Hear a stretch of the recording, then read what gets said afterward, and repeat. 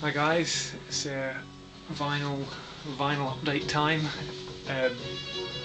Hadn't done one for a while, so got a bit of time today. So I thought I'd maybe try and knock off at least one video.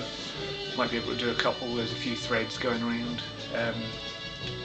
I hadn't actually done an update video for a while, so that's going to be my priority for today.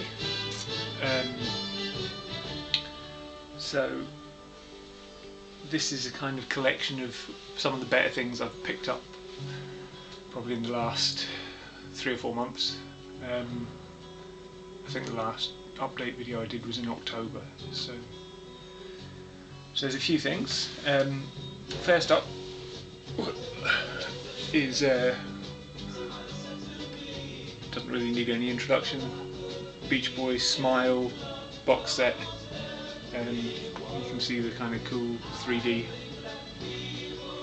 sleeve. I actually saw on YouTube now that there was a limited edition version of this that Brian Wilson signed, with a button in it that puts lights and stuff on in the shop, which is quite cool. I'm not going to go into depth in that because I know other people have shown it. So yeah, but I do have it. It's very good. Then some Black Friday releases that I got. I didn't get much, mainly because most of it was imports, so it was all pretty expensive. The Black Friday thing isn't really very big in the UK, but I picked up some 7, so I got Loving Spoonful, the Yardbirds, the other Yardbirds single,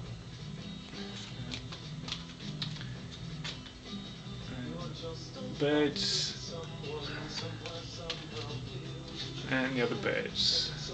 There's actually another one I think was by the Youngbloods that I haven't got yet, but I might try and track it down somewhere as well if it's not too drastically priced. Other albums that I've got has been this one, which is really nice. This is the second album by Justice.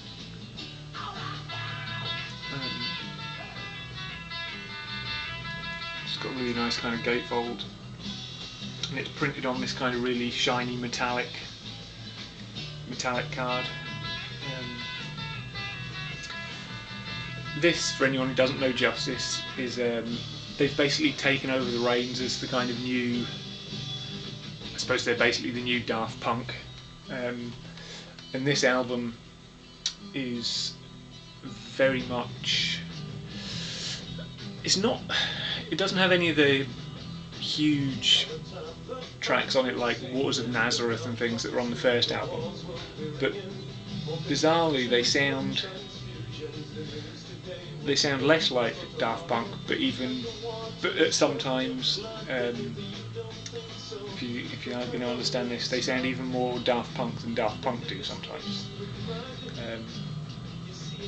But it's a really good album, well worth getting. And actually, one thing that's quite good about it that I've never seen before, I don't know whether I can show this very well, but actually in the sleeve here you've got the LP in one slot, and then there's a little slot here that's got the CD copy, which I thought was a nice little touch, because quite often it's just put in a little card sleeve and shoved in with to rattle around. This album, which is by Anna Calvi, she was up for the Mercury Prize, and this was the one that I actually thought would maybe win it. But it was PJ Harvey obviously that ended up getting it. But this is really good album.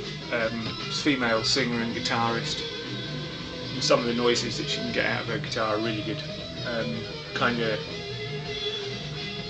dark, quite brooding, kind of slightly bluesy singer, but very good and well worth checking out.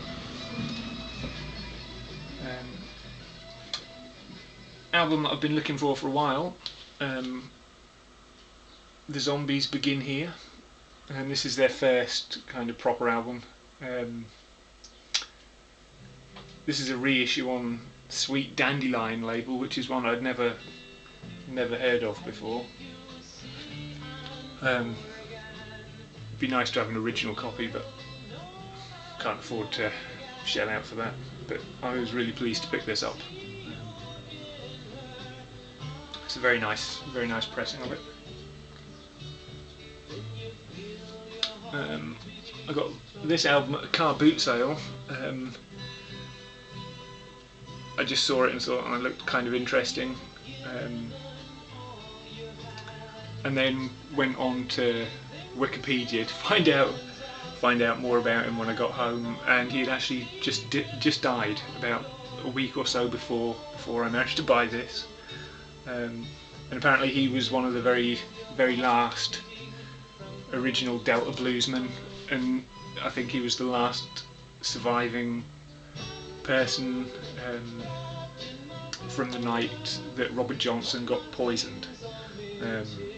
So it's good. I mean, it's Delta blues. I know it won't be everyone's cup of tea, but blues was something that I've never really been a fan of, but I actually quite enjoy listening to this. So I suppose, like a lot of music, blues has various different subgenres inside it, and Delta blues is obviously something that I maybe quite like. But yeah, it's a good album. It actually still has the insert in it as well, which is quite nice. And it's on a label that I've not heard of before as well, which is Blue Suit Records. I think it's a US pressing. So if anyone stateside knows anything about this and wants to give me any more info on it, I'd be quite interested to know. I don't think it was ever released in the UK, so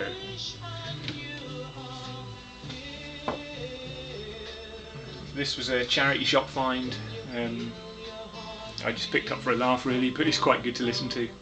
Just kind of reminds me of all those kind of cut sequences you get in old kind of 50s and 60s films, people dancing around.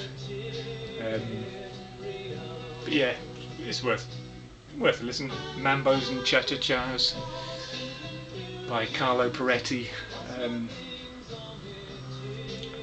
Just basically does exactly what it says on the cover.